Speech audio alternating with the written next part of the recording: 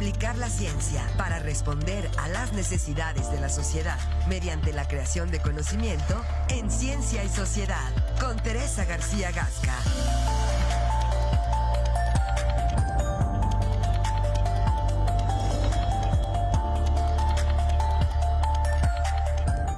Ocho de la mañana ya con 38 minutos. Es miércoles y es momento de escuchar la siempre oportuna participación de la doctora Teresa García Gasca aquí en este espacio de Presencia Universitaria. Doctora, ¿cómo está?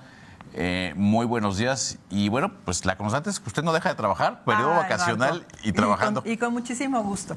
Siempre que haya espacios para poder trabajar y seguir adelante, pues adelante. Así lo haremos siempre.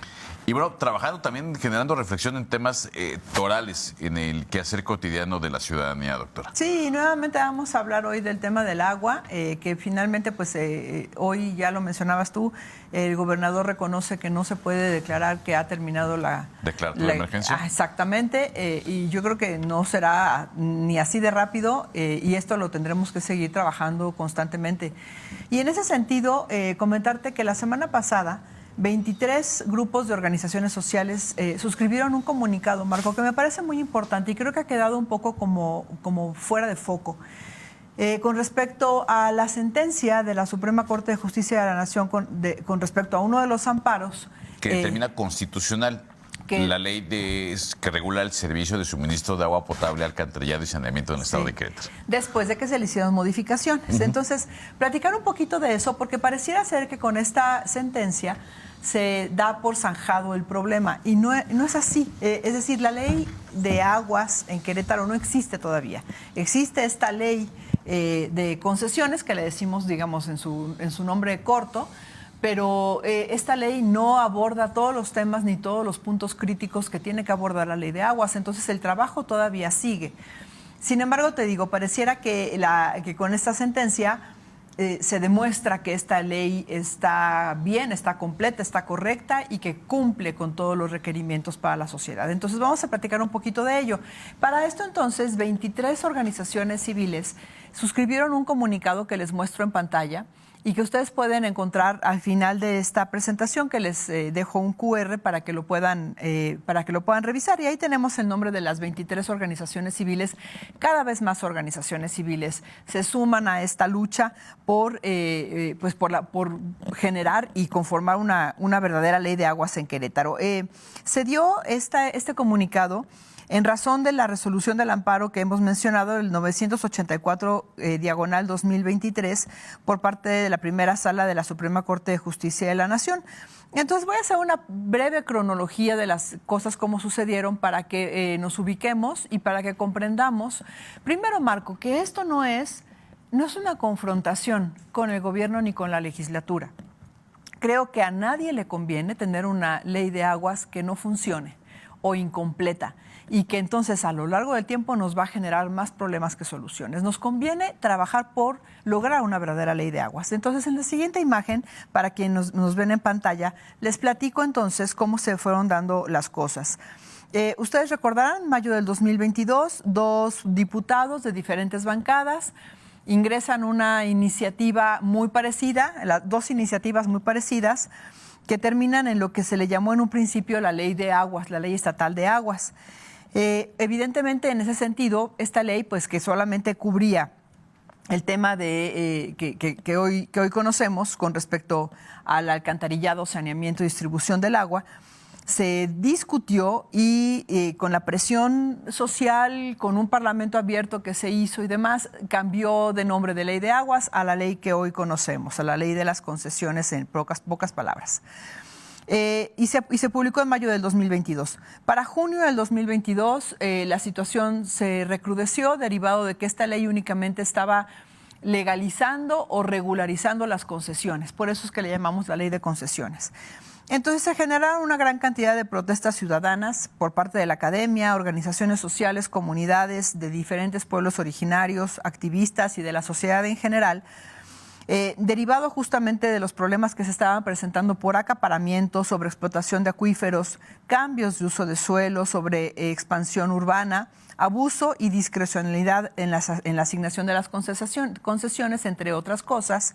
Y estas protestas terminaron en su mayoría en represiones. represiones que se fueron presentando durante el 2022 y durante el 2023 y lo que llevamos del 2024.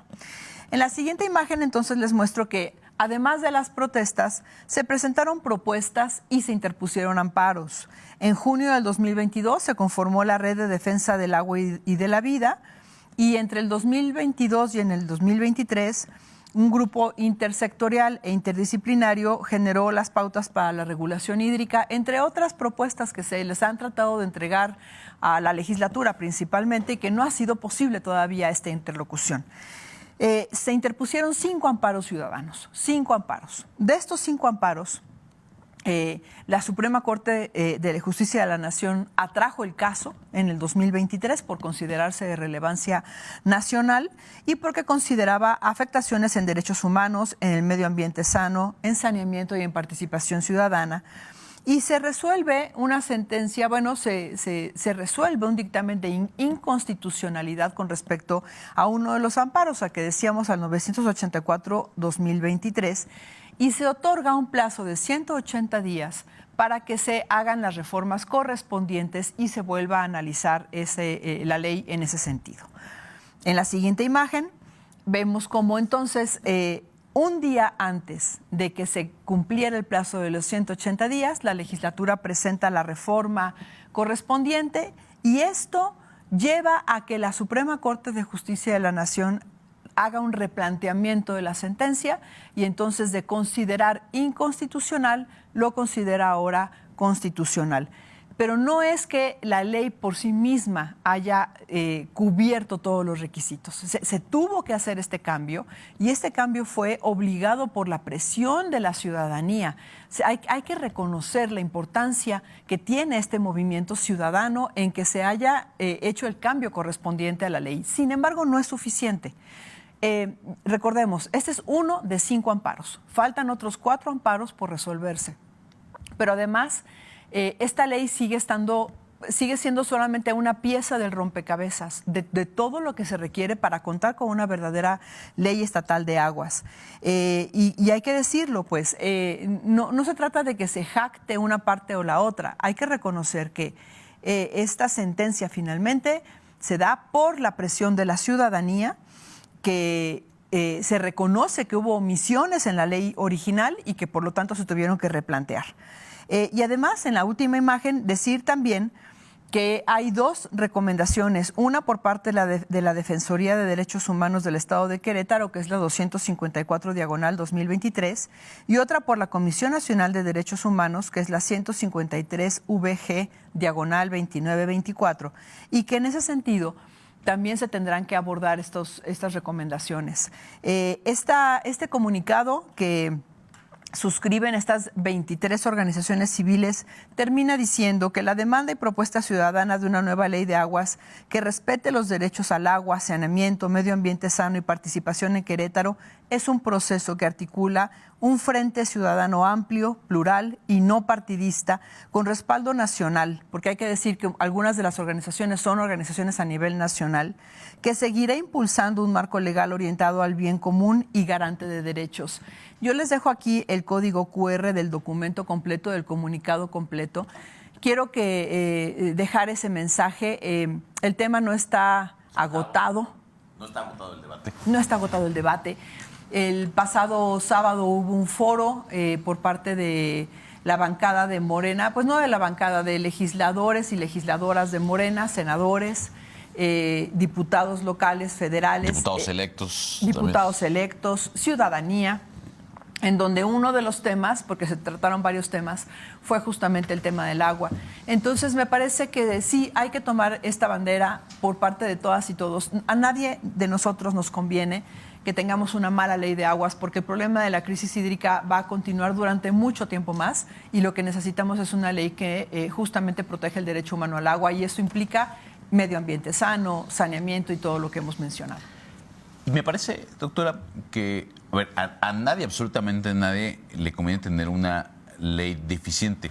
Ni a la ciudadanía, ni a los propios concesionarios, ni a la autoridad que es la que otorga las concesiones. Claro. Y también que los extremos, pues bueno, no son para nadie benéficos. Hay que siempre encontrar el punto medio en el que pueda haber un equilibrio en el que converjan pues todos los intereses. Y privilegiando el interés social, claro. Claro, y además yo creo que para el gobierno debería ser un motivo de una gran oportunidad el hecho de que la ciudadanía esté tan activa y tan participativa en este tema y aprovechar justamente esa inercia para realmente lograr gobernanza en esta ley. Eso legitima la ley, la fortalece en todos los sentidos. Repito, no se trata de decir que es una confrontación entre la ciudadanía y el gobierno. Y no es una resistencia crónica. Ajá, exactamente, ¿no? E injustificada. Claro. Se trata de algo legítimo. Entonces hay que aprovechar este momento. Me parece que la legislatura que entra debe aprovechar este momento y aprovechar esta inercia del trabajo y la participación ciudadana para ahora sí realizar verdaderos foros y parlamentos que nos lleven a construir una ley perfectible siempre, pero una ley que responda a las necesidades del agua y del derecho humano al agua en Querétaro. Por supuesto. Sí. Doctora, como siempre, muchas gracias. Muchas gracias, ¿Nos Marco. vemos la próxima semana? Sí, claro, encantada, claro que sí. Gracias. Vamos a una pausa y regreso con más de la información aquí en este espacio de noticias.